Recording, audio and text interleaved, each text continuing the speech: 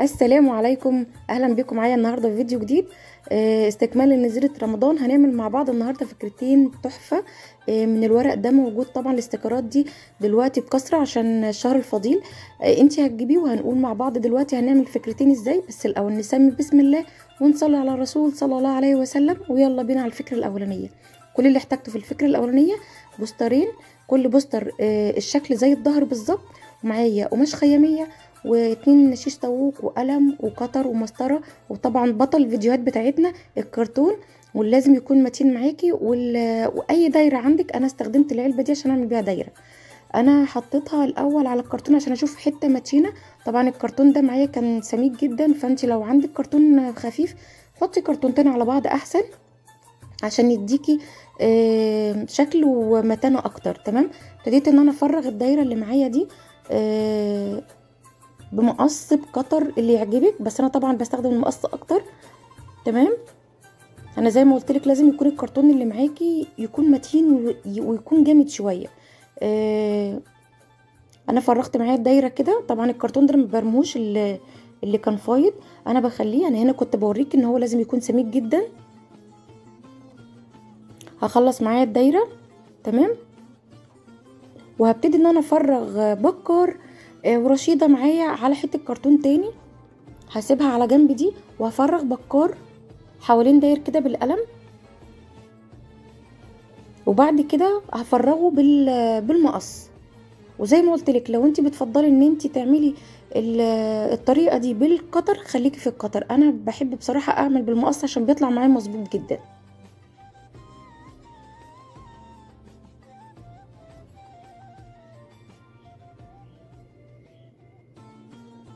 بمشي على كل حته فيه بالظبط كده، ومن تحت خالص شايفين الحته اللي من تحت دي بعمل مستطيل صغير كده بسمك نص سنتي عشان هو ده اللي هندخله جوه الدايره. تمام. احنا هنعمل مع بعض ايه؟ كوستر جميل كده لبوجي وطمطم وبكار، تحفه يعني من عمايل ايديك، مش هيتكلف اي حاجه. الكيس ده على فكره كنت عايزه اقول لك الكيس اللي فيه الاشكال الكتيره ده انا كنت جايباه من عندنا في ال40 في السويس، كنت جايباه ب7 جنيه بس. تمام. انا بجيب الشكل اهو بعد ما قطعته، بجيب الخلتي اللي هو شيش طاووق، بقيس بالظبط بكار عشان كمان يعني يبقى دعامه اكتر ويعيش معاكي اكتر ويبقى متين اكتر. بقيس الاتنين بالطريقه دي، وببتدي اقص الزيادات. تمام. وبوقفه كده. بصي بعلم بالقلم مكان بكار هيقف فين، وببتدي ان انا افرغه بالقطر كويس جدا. يعني بعمل له فراغ كده قد 2 سنتي 2 ملي، معلش انا اسفه، 2 ملي 3 ملي، وبدخله وبوقفه. بصي هو ممكن يقف بس ايه، عايز شويه صمغ او شويه شمع. احنا هنبتدي مع بعض دلوقتي نحط الدعامتين اللي هم الشيش طاووق. انا ببتدي بالقلم الرصاص اعلم مكان الشيش طاووق او الخشبه اللي معايا، وبعدين بحط الشمع، وبعدين بثبت عليها الخشبه كده. تمام. سهله جدا ما فيهاش اي حاجه. وعلى فكره يعني الدعامتين دول هيخلوا الكوستر ده يعيش معاكي فتره طويله ويقعد معاكي لو حافظتي عليه، واحسن من بره. عملت التانية برضو بنفس الطريقه، ثبتها كويس بالشمع. ببتدي بقى اجيب بكار معايا والزقه الاول، بسويه كويس على الكرتونه، وببتدي ان انا الزق الدماغ الاول. بحط شويه شمع حلوين، ولازم احط شمع كمان على الخشب اللي معايا علشان يلزق عليه ويمسك فيه. وبعمل النص اللي من تحت كمان بنفس الطريقة، بمشي على الخشب وبمشي على الجوانب بالشمع، او مشيت على الخشب كده. بس الدايره بتاعت رشيدة كانت مغلباني شويه عشان كانت رفيعه قوي، بس ماشي يعني عملناها. خلصت كله كده حتى الجنب التاني عملته. وما تلاقيش الكرتون اللي من تحت ده هيتدارى خالص، يعني الحته نص سنتي اللي احنا عملناها في القاعده كده هتتدارى معانا. هوريك هتتدارى ازاي دلوقتي. خلصت كله كده، ببتدي ان انا الزق الوش التاني، بحط على بعضه برضو، وبعمل نفس الطريقه. بلزق الدماغ الاول بعد كده الجسم اللي من تحت. تقريبا الكوستر بيتباع بره، انا مش عارفه بيتباع ب7 8. انا بقولك الكيس كله على بعضه كان ب7 جنيه، وكان فيه 2 بوجي و2 طمطم و2 بكار واشكال كتيره جدا هتشوفيها معايا في الفكره التانية. وما كلفونيش حاجه، الكرتون موجود في البيت، وممكن تستخدمي امير مكان الشمع. لو ما عندكيش مسدس الشمع، ممكن تستخدمي الشمع على النار وبعد كده تحطيه على الكرتون على طول. انا بعد ما خلصت كده وثبت الشكلين، ابتديت ان انا احط الشكل جوه الدايره واشوف ثبت تمام. بجيب قماشه الخياميه معايا واقيس دايره بس زياده سنتي من بره، علشان هقطعها والزقها على الكرتونه، والزيادات هحطها على الظهر من ورا. تمام بالشكل ده. حطيت شمع، وزي ما قلت لك ممكن تستغني عن الشمع بامير بغيره باي حاجه. حطيته كده كويس القماشه، وبعد كده ابتديت ان انا اقطعها زي ما اتعودنا مع بعض عشان اعرف ان انا الزقها من ورا.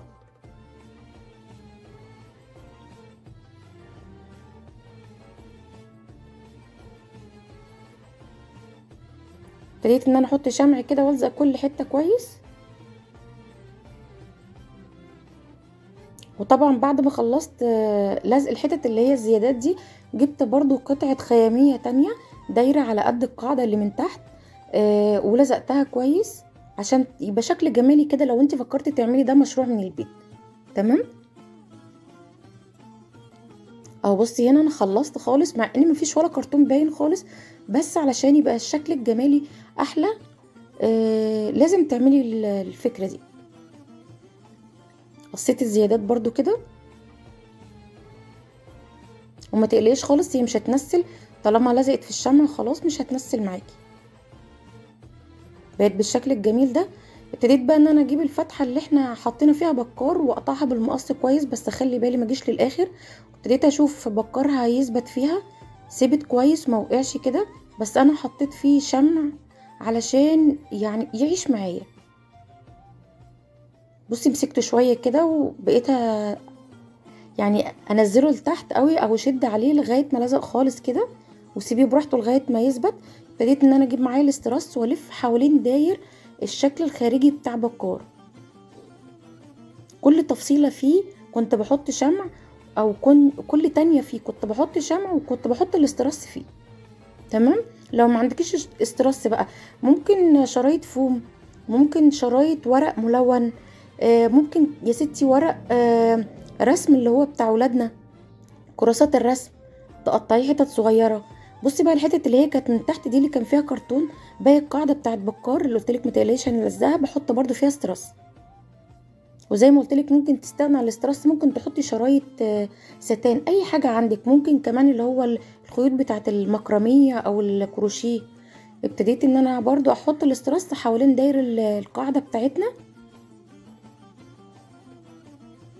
للنهايه. بصي شكلهم كان جميل ازاي. عملت برضو بوجي وعملت طمطم.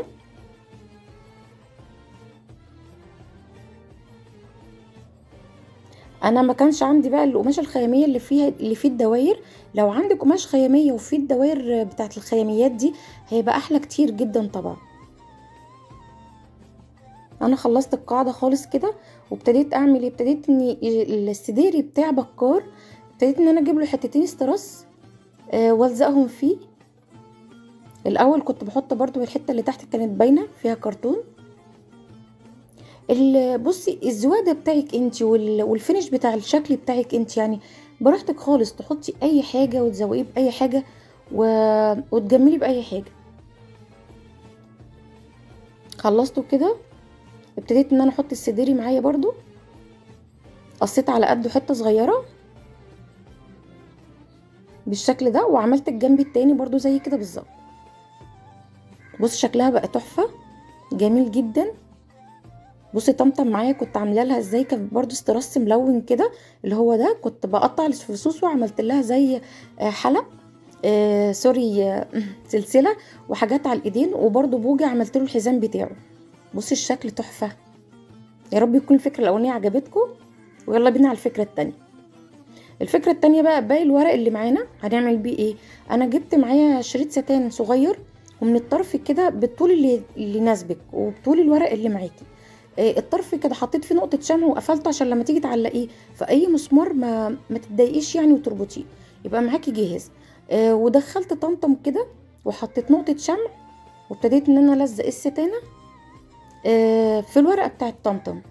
ونفس الحكايه بعد ما خلصتها بقيس مسافه كويسه كده مناسبه ما بين طمطم وبوجي، وبعدل الستان كويس عشان بصي يبقى بالمنظر ده، وبسيب مسافه حلوه ما بينهم. بحط برضو نقطه شمع وبلزق الستان في بوجي، وبعمل نفس الحكايه في رشيده وبكار وباقي الرسومات اللي معايا.